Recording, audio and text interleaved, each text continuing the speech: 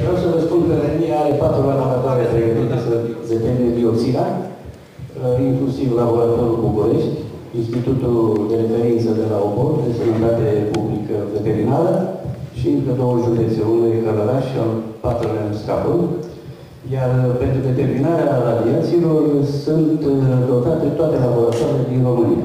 Și nu de acum, de 30 de ani. Am înțeles că de la Sibiu este unul dintre cele mai bune. Problema este următoare. S-a realizat? Aceste analize se fac în baza unui program strategic. Nu o să facă nimeni dioxina care costă 1000 de euro o analiză, pentru că avem informații că ar fi în Germania dioxină de la ferma X sau Y. Reprezentanta unei autorități publice la nivel de minister a ieșit public și a spus că autoritățile de subordinea dânsului, printre care și Autoritatea de Siguranță Alimentului și așa, au făcut toate demersurile necesare, evaluând și verificând toate produsele care sunt în România la comerț și poate să dea acest mesaj că în urma evaluărilor nu sunt produse care au urme de dioxid. Corect, analiză de risc. Și vreau să vă spun acum ce mai recent a apărut acum câteva zile o decizie a Comisiei Europene vis-a-vis de alimentele pentru oameni și furaje, pentru animale, vis-a-vis de radioactivitate. Nu se controlează toate. Se controlează aleatoriu, dacă ține printre de decizie, 1 la 10. Deci, ei vin cu niște certificate de calitate și nu se facă nimeni la fiecare tonă de roșii, de cartofi sau de salată, sau spanac, ați văzut că e spanacul contaminat intens, este unul din produse care acumulează foarte multe radiații, nu o să facă nimeni la fiecare transport, pentru că sunt niște sume enorme. Vă rog să mă iertați, ați făcut precizarea că au certificate de calitate? Nu, vorbeam de produsele care vin. Am înțeles. Și certificatele de calitate la care faceți referire ce au în spate? N-au și buletine de analiză? Deci asta înseamnă certificare. Certificarea în spate înseamnă că fiecare... Nu, la tot. La ce se cere? Se referea la... Orice produs certificatele și analize. Iar din Japonia nu cred că au intrat, o să vă spun, în luna decembrie în București niște hrană pentru animale de companie. Că am făcut niște verificări, dar nu...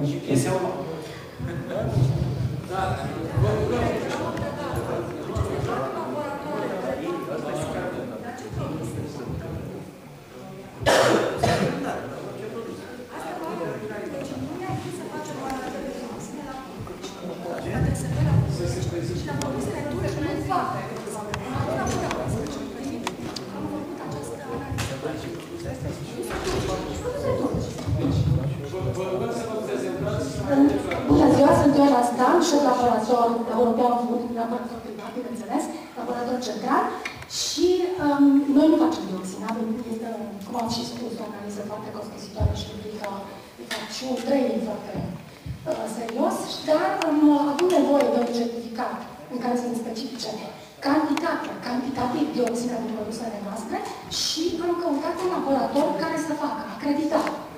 București, DSF-ul nu are un laborator pe produse dulci care să facă dioxină. Am ajuns la Budapesta ca să facem dioxină. În iunie. Da. Durează foarte, nu pot să intru foarte la momentul. Deci acum vă spun pentru că concret nu s-a durează foarte mult. Durează în jur de 12-14 zile o analiză. Da, de ce zile a fost? Da, și suntem în curs de achiziție o piesă intermediară care scurtează analiza de la 15 zile la câteva ore. Dar nu se face. Nu pot să vă dau exemplu. Deci nu s-a făcut, acum se va face. Nu sau din carne, acum chiar nu știu. Da, pentru că nu este limită la produsele. Domnilor, folosim termeni cosmopoliți. Analiză de risc, sună excepțional. Le punem în pagină reală, stimați colegi. Păi haideți să încercăm să ne îndepărtăm de partea teoretică, să venim în lumea reală a României. Spunea mai devreme domnul profesor Lupescu că aproape egal și produse de import și produsele din România beneficiază de același grad de risc, la care fi să mă exprim așa. Întrebarea mea e alta. Toți știm. Toți vorbim. Toate produsele sunt probleme. Avem standarde care să ne permite da și ba. Avem măsuri concrete față de o situație concretă întâlnită? Nu. Păi iertați-mă, domnilor, ne aflăm într-o situație în care teoretizăm. Exact. Da? Haideți să ieșim puțin din eșafodul acesta al teoreticului, al legislației europene, transpusă național, când vom avea un pachet unitar la nivel european, de acord. Nu cred că de legislație ducem lipsă. Poate că ducem și de legislație. Ducem lipsă de implementare a legislației. Și haideți să încercăm să facem pe acest palier ceva. Iar seminarul de astăzi, în opinia mea, nu numai că este extrem de reușit, dar poate la rândul lui să tragă semnalul de alarmă și să ne conștientizeze de un început care înseamnă ieri.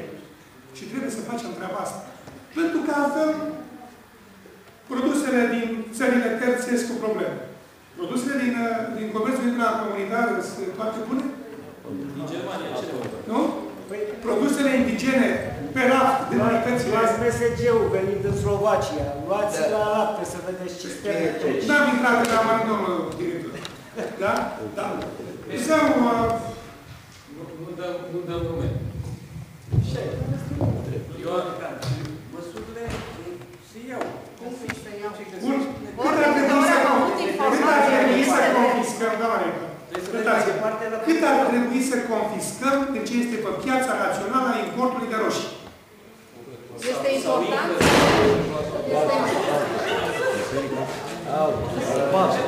Este important să avem Domnul Decan, rămâneți fără anfiteatru până la urmă. Doamne, întrebările nu se aplică, nu uitați de arătat și cu alte Poate mai devreme un pic. Nu-i nimic gratuit. Poate mai devreme. Nu pot să ajungă în Rusia, trecând prin mâini și să nu bată nimeni. Nu se poate. Da, aș dori, avem printre noi doi distinși domni. Aș începe cu domnul profesor Corneliu Mateescu, care este un eminent cercetător al cancerului. Dânsul stă acolo, nu spune nimic, dar tot ce discutăm noi de câte pesticide mâncăm, dânsul deja știe ce se va întâmpla. Domnul profesor Mateescu este proaspăt președinte al Asociației Interprofesionale Bio-România, o alternativă a agriculturii și a alimentelor, zic eu, pentru țara noastră fericită, pe care noi putem să o implementăm și, cum s-au făcut aici niște preziceri de-astea apocaliptice, eu cred că viitorul nostru va fi mai curat și mai bun. Din această perspectivă, domnul profesor, așa suntem, cumulul de funcții a fost așa în gena noastră, avem funcții, avem legi, numai că nu le utilizăm. Deci domnul președinte Mateescu este și secretarul general al acestui centru de teste comparative și multe dintre idei, dintre proceduri, dintre inițiative îi aparțin și dânsului. Și alături de domnul președinte Mateescu este un alt domn președinte, Radu Lucian, care este președintele Asociației Biochimiștilor Eurachem. Îl las pe sus să ne și prezinte un pic să ne prezinte un pic și asociația, dar mai ales am ajuns la acest subiect delicat, cât de scumpe sunt analizele, câte se pot face, câte nu se pot face și acolo unde nu se pot face să găsim soluții ca, apropo de întrebarea domnului Decan mai dinainte, eu aș pune întrebarea invers. Cât din ceea ce mâncăm ar fi trebuit confiscat? Aici cred că este durerea cea mai mare. Că se controlează, nu se controlează, intră, nu intră.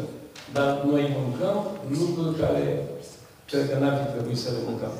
Și ne gândim în special la copii, la persoane bolnave și așa mai departe. Deci, cei doi domn președinți. Aș vrea să spun câteva cuvinte înainte de a aprecia că ceea ce discutăm aici este un lucru extrem, dar extrem de sensibil, nu pentru țară, și pentru individ.